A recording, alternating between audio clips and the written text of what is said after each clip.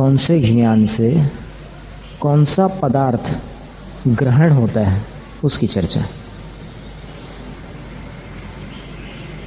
मतिश्रुतयोर निबंधो द्रव्येष्व सर्व पर्यायेषु। 26वां सूत्र है पहले अध्याय का। मति और श्रुत का जो निबंध अर्थात विषय संबंधी जो ग्रहण है वो असर्व पर्यायेषु द्रव्येषु, कुछ पर्यायों वाले द्रव्यों में वो जानता है प्रवेश। निबंधनम निबंधः कस्य विषयस्य तद विषय ग्रहणम कर्तव्यम न कर्तव्यम। शंकाकार ने शंका की कि भाई वहाँ निबंध शब्द के बदले सीधा सीधा विषय शब्द रख लेते। मतिश्रुतियोर विषयो द्रव्येष्व सर्व पर्यायेषु। प्रकृतम विषय ग्रहणम, बोले कि विषयों का ग्रहण अभी प्रसंग में आ ही रहा है, चल ही रहा है।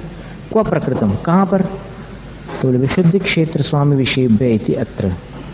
इसमें जो पिछला सूत्र था ना उसमें विशुद्धि क्षेत्र स्वामी और विषय ये जो शब्द दिए थे, विषय शब्द जो है वहां से यहाँ पर लागू हो जाएगा।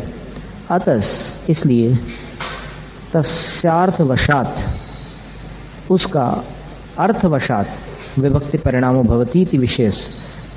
अर्थवशात विभक्ति परिणामो मतलब जहाँ जैसा प्रयोजन होता है वहाँ वैसे ही विभक्ति का परिणाम हो जाता है। विभक्ति संस्कृत व्याकरण का एक शब्द, इसलिए विषयस्य इति अभिसंबध्यते। यहाँ पर इस सूत्र में विषयस्य निबंधः ऐसा संबंध जुड़ जाएगा। माने मति और श्रुत का जो विषय है उसका संबंध कहाँ बनेगा? तो बोले द्रव्येषु इति बहुवचन निर्देशः। द्रव्येषु ये बहुवचन का निर्देश है। सर्वेषाम जीव धर्माधर्म कालाकाश, क्या लिखा है? धर्मा लिखा है क्या? धर्म लिखा है, इसमें धर्मा लिखा है, धर्म होना चाहिए था। जीव धर्म कालाकाश पुद्गलानाम संग्रहार्थः। ये 6 द्रव्यों को संग्रह कर लेना सर्व द्रव्येषु बहुवचन में। तद विशेषणार्थम, लेकिन उसका विशेषण क्या दिया? असर्व पर्याय ग्रहणम। असर्व पर्याय माने सब द्रव्यों को तो जानता है लेकिन सब पर्यायों से युक्त उन 6 द्रव्यों को मति और श्रुत ज्ञान अपना विषय नहीं बना सकता। आ रहा है समझ में? तानि द्रव्याणि, वे जो द्रव्य हैं मति श्रुतियोर विषय भाव आपद्यमानानि, वे जो द्रव्य मति और श्रुत ज्ञान के विषय भाव को प्राप्त होते हुए कतिपयैरेव पर्यायैर विषय भाव आस्कंदन्ति न सर्व पर्यायैर अनन्तैरिति रपीति। बोले कि वो अपनी कुछ पर्यायों के साथ ही मति और श्रुत ज्ञान के विषय बन पाते हैं 6 द्रव्य, सभी पर्यायों के साथ विषय नहीं बन सकते। अत्राह, यहाँ कहते हैं धर्मास्तिकाय आदीनि अतीन्द्रियाणि तेषु मति ज्ञानम न प्रवर्तते। धर्मास्तिकाय आदि जो द्रव्य हैं अमूर्त, वो अतीन्द्रिय है, माने 5 इंद्रियों से ग्राह्य नहीं है। तेषु मति ज्ञानम न प्रवर्तते, उनमें मति ज्ञान प्रवृत्ति नहीं कर सकता। अतः इसलिए सर्वद्रव्येषु मति ज्ञानम वर्तते इति अयुक्तम। इसलिए शंका ये कर रही है, यहाँ शंकाकार ने शंका ये की है कि इसलिए सब द्रव्यों में मति ज्ञान की प्रवृत्ति होती है, मति ज्ञान वर्तता है, ऐसा कहना अयुक्त है, अनुचित है। आचार्य कहते हैं नैष दोषः, ये दोष नहीं आएगा। क्यों? अनिंद्रियाख्यम करणम अस्ति। अनिंद्रिय नाम का एक करण यानी मन है, एक साधन है। तदालंबनो नो इंद्रियावरण क्षयोपशम लब्धिपूर्वक उपयोगो अवग्रहादि रूप प्रागेवोपजायते।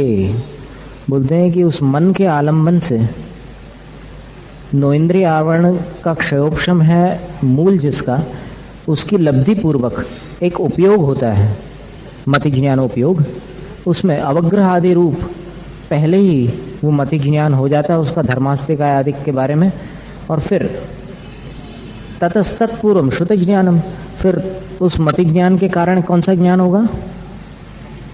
श्रुति ज्ञान हो जाएगा। तद विशेष स्वयोग्येषु व्याप्रियते, और वो उन विषयों में जो अपने योग्य है, श्रुति ज्ञान के योग्य जो विषय हैं उनमें व्यापृत हो जाता है, यानी प्रवेश करता है। कहने का मतलब ये हुआ कि मति ज्ञान और श्रुति ज्ञान सभी द्रव्यों को जान सकते हैं, लेकिन मति ज्ञान जो है पुद्गल को छोड़कर बाकी जो द्रव्य इंद्रियों के ग्राह्य नहीं होते उसको मन से जानेगा, ठीक है ना। और श्रुति ज्ञान उसकी विशेष जानकारी प्राप्त कर ही लेगा, ऐसा है। अथ मतिश्रुतयोर अनंतर निर्देशार्हस्य अवधेः को विषय निबंध इति अतः।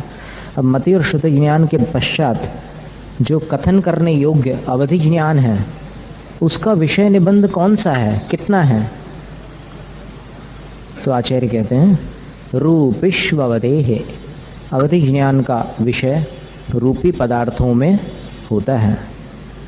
विषय निबंध इति अनुवर्तते, विषय निबंध यानी विषय रूप संबंध रूपी पदार्थों में अवधि ज्ञान का होता है, इसका अनुवर्तन है।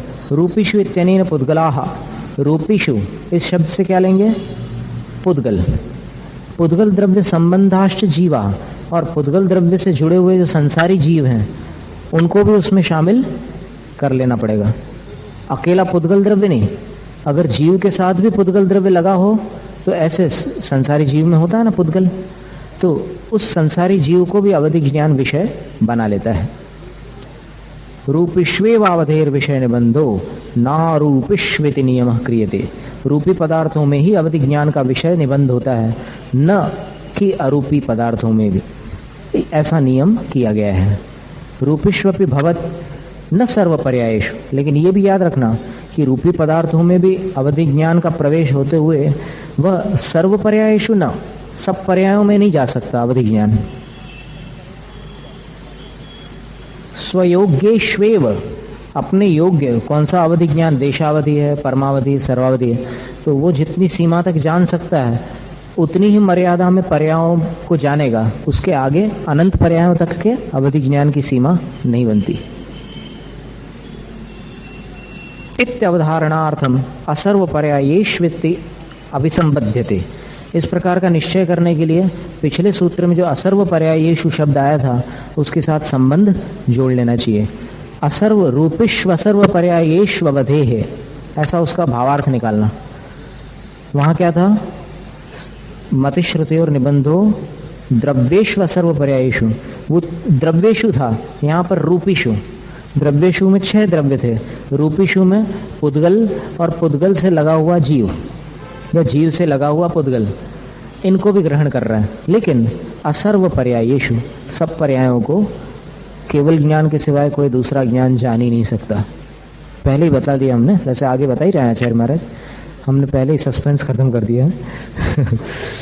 अथ तदनंतर निर्देश भाजो मन पर्याय से को विषय निबंधित यथाह, अब इसके पश्चात जो निर्देश भाज मतलब जिसका कथन करने योग्य है, ऐसे मन पर्याय ज्ञान का कौन सा विषय निबंध है इत्यतः, इसलिए यहाँ से ये सूत्र कह रहे हैं तदनंत भागे मन पर्ययस्य, उसके जो अवधि ज्ञान के द्वारा ग्रहण किया हुआ रूपी पदार्थ है उसके अनंतवें भाग में मन पर्याय ज्ञान का प्रवेश हो जाता है। किसी के मन में अवधि ज्ञान से जाने हुए पदार्थ के अनंत हिस्से हो जाएं मन की कल्पनाओं द्वारा, तो उसको भी अवधि ज्ञानी जान लेंगे, मन पर्याय ज्ञानी जान लेंगे, ठीक है ना। यदि तद्रूपित द्रव्यम, जो ये रूपी द्रव्य पुद्गल द्रव्य है, सर्वावधि ज्ञान विषयत्वेन समर्थितम, जो सर्वावधि ज्ञान के विषय रूप से समर्थित है, तस्य अनंत भागे कृतस्य एकस्मिन् भागे मनः पर्यय प्रवर्तते, उसके अनंत टुकड़े कर दिए जाए तो फिर मनः पर्यय ज्ञान उसको जान लेगा। लेकिन रूपी का चिंतन कर रहे हो तब, धर्म द्रव्य का अगर कोई अपने मन में चिंतन करेंगे तो फिर मनः पर्यय ज्ञान धर्म द्रव्य को उसके मन में नहीं जान पाएंगे, क्योंकि धर्म द्रव्य अमूर्त है।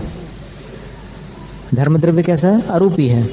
कोई रूपी पदार्थ का संसारी जीव का चिंतन करेंगे, सिद्ध भगवान का ध्यान कर रहे होंगे तो फिर नहीं जानेंगे। किसी साधु के मन में सिद्ध परमेष्टि का ध्यान चल रहा हो तो सिद्ध परमेष्टि का ध्यान, सिद्ध भगवान अमूर्त है, तो फिर मनः पर्यय ज्ञानी उनके मन में इतना बता देंगे कि ये कोई अमूर्त विषय का ध्यान चल रहा है इनके मन में। लेकिन किसका ध्यान कर रहे हैं? धर्म द्रव्य का ध्यान कर रहे हैं, सिद्ध भगवान का ध्यान कर रहे हैं, किसका ध्यान कर रहे हैं? अब जैसे एक चर्चा आपने सुनी होगी कि आत्मा का ध्यान करने पर ही मोक्ष मिलता है, लेकिन अभी इन ग्रंथों में आप देखेंगे, सिद्धांत ग्रंथों में, तो पुद्गल परमाणु का ध्यान करते करते भी घातिया कर्म नष्ट हो जाते हैं। इसका क्या मतलब हुआ? कैसे तालमेल बैठा लोगे? तो उसका सीधा से सरल अर्थ यह है कि जब अपन कषाय रूप परिणत होते हैं तो बंद होता है, और निष्कषाय भाव से आप किसी भी द्रव्य का ध्यान करो तो वो आत्म ध्यान इसलिए कहलाता है क्योंकि आत्म यानी अपना स्वरूप है। स्वरूप में रह करके आप ध्यान कर रहे हैं, भले पर का ध्यान कर रहे हो लेकिन अपने स्वरूप में है ना, कषाय तो नहीं कर रहे हैं। कषाय न करने के कारण कषाय रहित होकर किसी भी चीज का ध्यान करो, उसको आत्म ध्यान कह सकते हैं। इसलिए उनको वहां पर पुद्गल परमाणु का ध्यान करते करते, ओंकार का ध्यान करते करते, किसी भी चीज का ध्यान, शुक्ल ध्यान के विषय देखना आप आगे बहुत विस्तार से बताएं, तो उनका ध्यान करते करते उनको घातिया कर्मों का नाश हो जाता है। क्योंकि कहीं भी अगर मन बिना कषाय के स्थिर हो जाए अंतर मुहूर्त की, तो फिर कर्म रह नहीं सकते। इतनी शक्ति है आत्मा में कि अगर वो निष्कषाय भाव से कहीं स्थिर हो जाए तो फिर ब्लास्ट कर डाले कर्मों को। डायनामाइट तो पत्थरों को फोड़ता, पूरे पहाड़ को भी नष्ट नहीं कर सकता, लेकिन अगर ये ध्यान में लीन हो जाए अंतर मुहूर्त के लिए तो फिर कर्म रूपी पर्वतों को भी चकनाचूर कर डाले। इतनी आत्मा में शक्ति होती है। अथान्ते यद निर्दिष्टम केवल ज्ञानम तस्य को विषय निबंधित आह। अब अंत में जो निर्दिष्ट है, कहा गया है ऐसा केवल ज्ञान, उसका कौन सा विषय निबंध है? इसलिए यहाँ से आह कहते हैं सर्वद्रव्य पर्यायेषु केवलस्य, सब द्रव्य और पर्यायों में केवल ज्ञान का विषय है। यहाँ पर अभी एक चिंतन ऐसा चल रहा है कि सर्व शब्द का संबंध द्रव्य के साथ लगाना या पर्याय के साथ भी लगाना। ऐसे अभी आ रही है कुछ बातें। तो चूंकि पहले असर्व पर्यायेषु था, अगर यहाँ पर अपन असर्व पर्यायेषु लगाएंगे तो फिर तो ऐसे सूत्र की आवश्यकता ही नहीं पड़ेगी। सर्वद्रव्य पर्यायेषु केवलस्य। तो इसकी टीका देखते हैं, आचार्य पूज्यपाद स्वामी ने क्या व्याख्या की। द्रव्याणि च पर्यायाश्च द्रव्य पर्यायति इतरेतर योग लक्षणो द्वंद्वः। द्रव्य और पर्याय इन दोनों को मिला लिया तो द्रव्य पर्याय बन गया, इसलिए इतरेतर योग लक्षणों द्वंद्व, इतरेतर द्वंद्व समास बन गया। यह योग का मतलब समास होता है। इतरेतर समास, इतरेतर द्वंद्व नाम का ये समास बन गया। लक्षण का अर्थ यहाँ पर नाम है। लक्षण शब्द के दो अर्थ होते हैं, चिन्ह और नाम। ये ख्याल में रखने की बातें हैं वैसे, क्योंकि कहीं पर लक्षण शब्द का अर्थ चिन्ह है, कहीं लक्षण शब्द का अर्थ नाम है, तो कहां पर कौन सा अर्थ निकालोगे? हर जगह चिन्ह चिन्ह लगाओगे तो परेशानी हो जाएगी। तद विशेषणम सर्वग्रहणम। अब देखिए आचार्य पूज्यपाद स्वामी ने तो स्पष्ट कह दिया कि ये द्वंद्व समास है, और तद विशेषणम, द्वंद्व समास में दोनों को बराबर महत्व होता है। जैसे राम और लक्ष्मण, तो राम लक्ष्मणौ ऐसा बनेगा द्वंद्व समास। राम लक्ष्मणौ गच्छतः, दोनों बराबर महत्व के साथ चल रहे हैं, वो अर्थ हो जाएगा। वैसे यहाँ पर द्रव्य और पर्याय दोनों को लेना, और तद विशेषण का मतलब क्या है? द्रव्य का विशेषण या पर्याय का? दोनों का। तद विशेषण का अर्थ सर्वग्रहणम प्रत्येकम अभी संबद्ध। ये तो और स्पष्ट हो गया, एक एक के साथ लगा लेना। एक एक के साथ माने वहां दो ही तो चीज है, द्रव्य और पर्याय। तो सर्व द्रव्य भी लगा लेना, सर्व पर्याय भी लगा लेना। जैसे यहाँ आगे कह रहे हैं सर्वेषु द्रव्येषु सर्वेषु पर्यायेषु इति। अब इससे आगे और क्या खुलासा होना? स्पष्ट है ना। जीव द्रव्याणि तावद अनंतानंतानि। जीव द्रव्य कितने हैं? अनंतानंत है। पुद्गल द्रव्याणि ततोप्य अनंतानंतानि। पुद्गल द्रव्य उनसे भी अनंतानंत है, क्योंकि एक एक जीव के साथ जो कर्म लगे हुए हैं वो कितने हैं? 1.5 समय प्रबद्ध प्रमाण। एक समय में जो कर्म आते हैं ना, वो कितने होते हैं?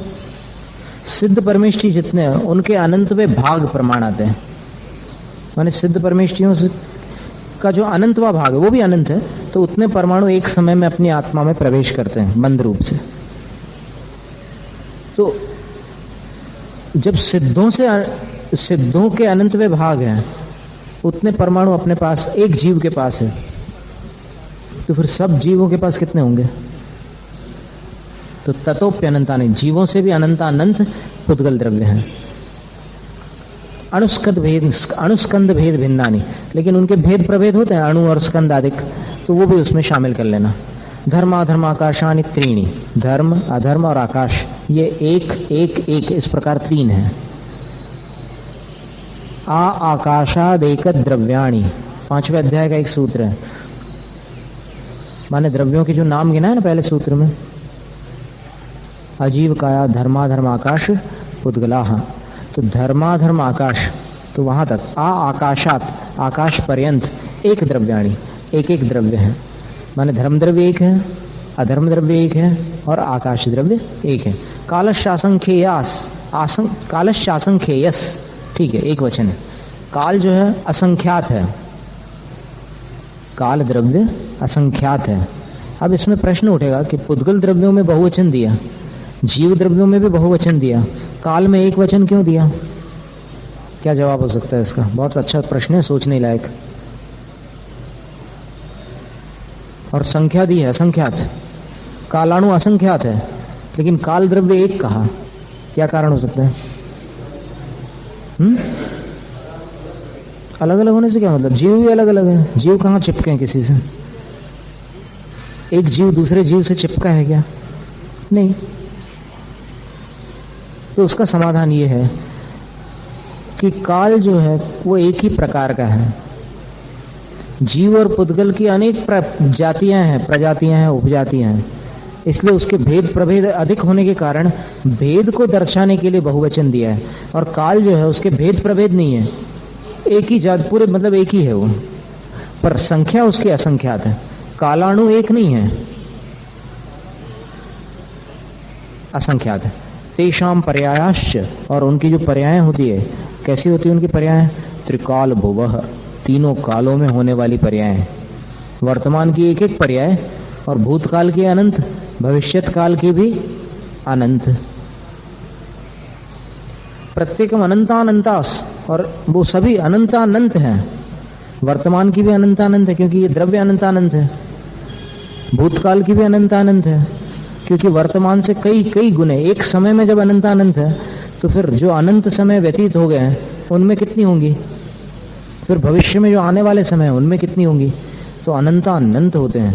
तेषु, उन सब में, द्रव्यम पर्याय जातम वा न किंचित केवल ज्ञानस्य विषय भावम अतिक्रांतम अस्ति, कोई भी ऐसी पर्याय या कोई भी ऐसा द्रव्य नहीं है जो केवल ज्ञान का उल्लंघन कर सके, जो केवल ज्ञान से परे हो। क्या बड़ी जबरदस्त बात है।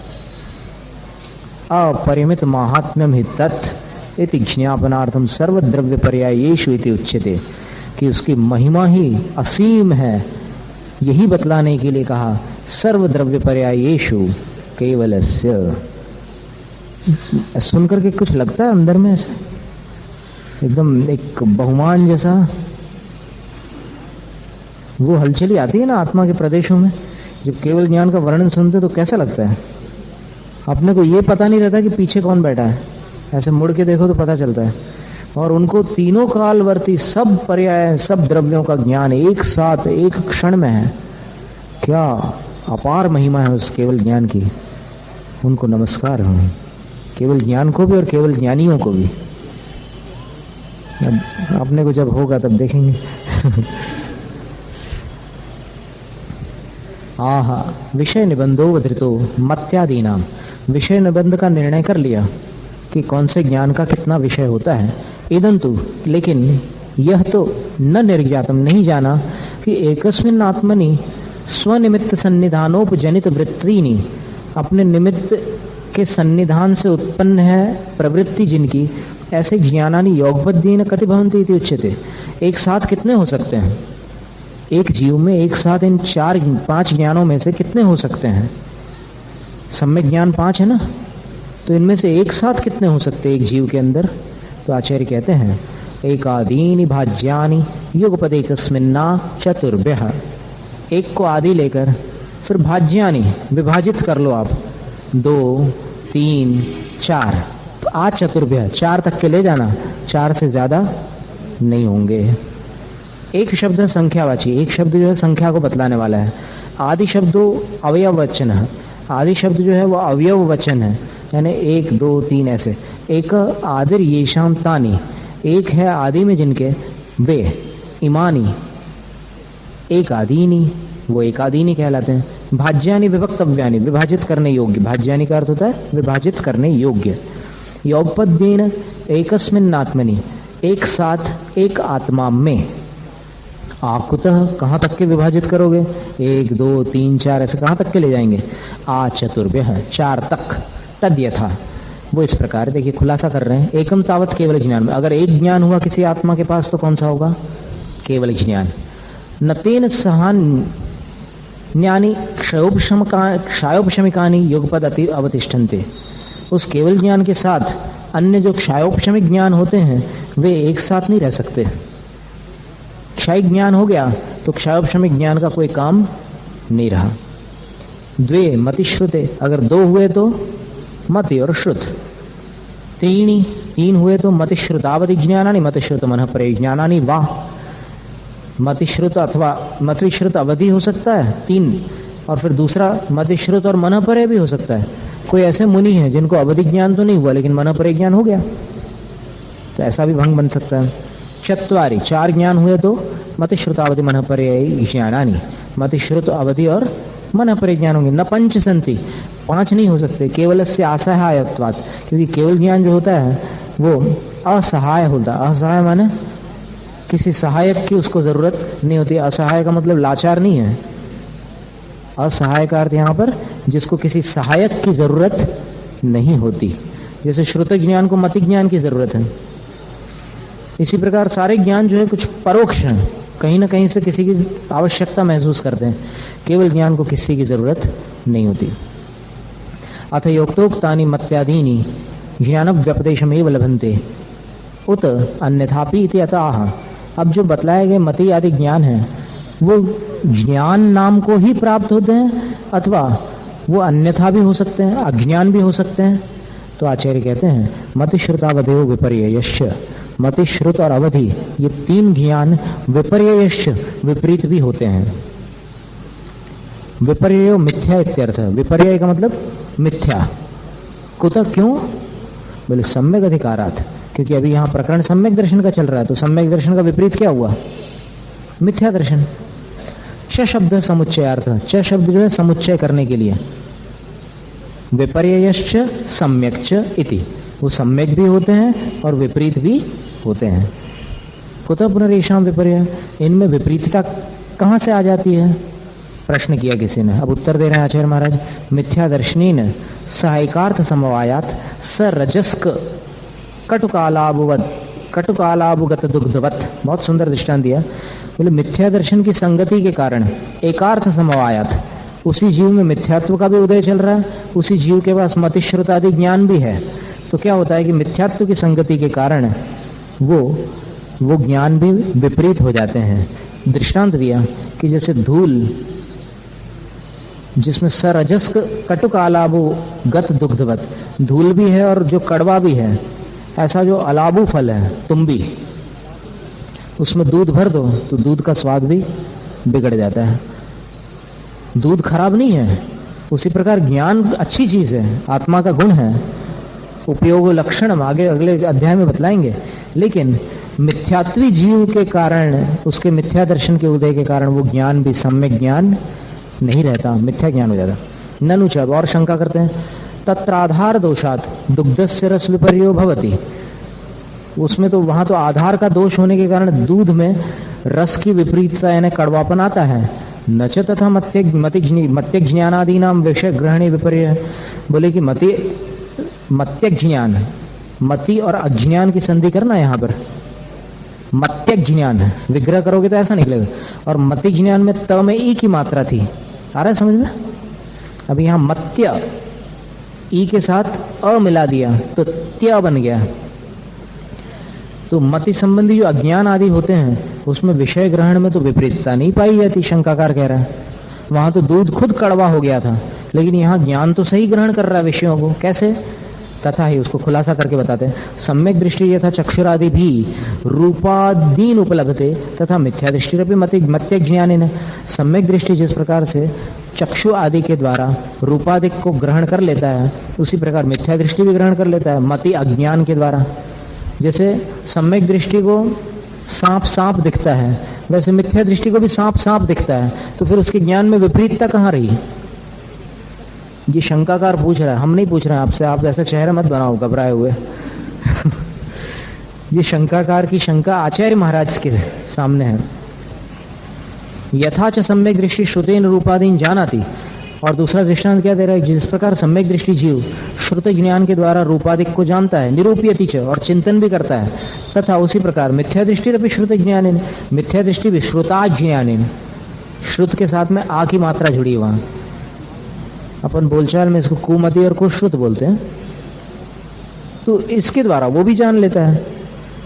यथा चावधि ज्ञानेन सम्यक दृष्टि रूपिणो अर्थान अवगच्छति तथा मिथ्या दृष्टि विभंग ज्ञानेनेति, जिस प्रकार अवधि ज्ञान से सम्यक दृष्टि रूपी पदार्थ को जानता है, उसी प्रकार मिथ्या दृष्टि भी विभंग ज्ञान द्वारा रूपी पदार्थों को जान लेता है। तो फिर दोनों में फर्क क्या रहा?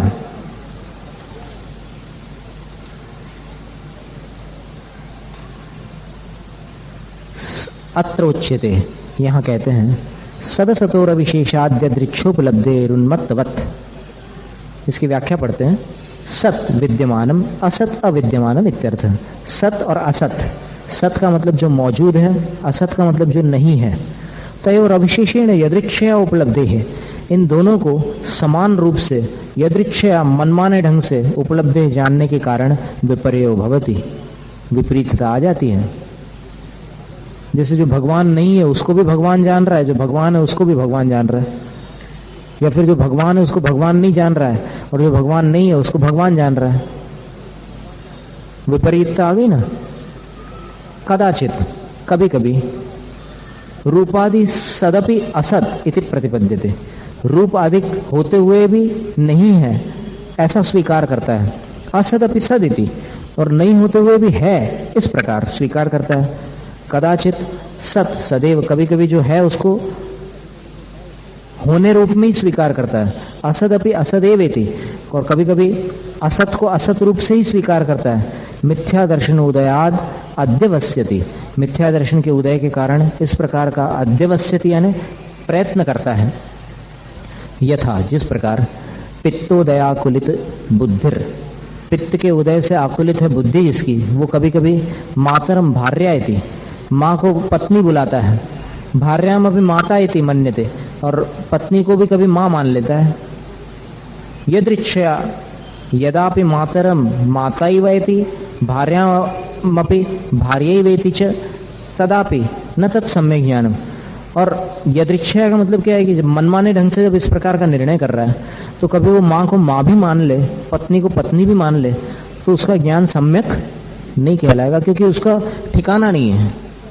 अभी ऐसा बोल रहा है, कल पता नहीं क्या बोल दे वो। एवं मत्यादि नाम अपि रूपादिषु विपर्यो वेदितव्य, इस प्रकार मति आदि ज्ञानों में भी मत्यादि नाम अपि रूपादिक पदार्थों, रूपी आदि पदार्थों में विपरीतता जान लेनी चाहिए। तथा है, उसका खुलासा कर रहे हैं, कश्चिन मिथ्या दर्शन परिणामः आत्मन्यवस्थितो रूपाद्युपलब्धौ सत्यामपि, कोई मिथ्या दर्शन का परिणाम आत्मा में होने पर,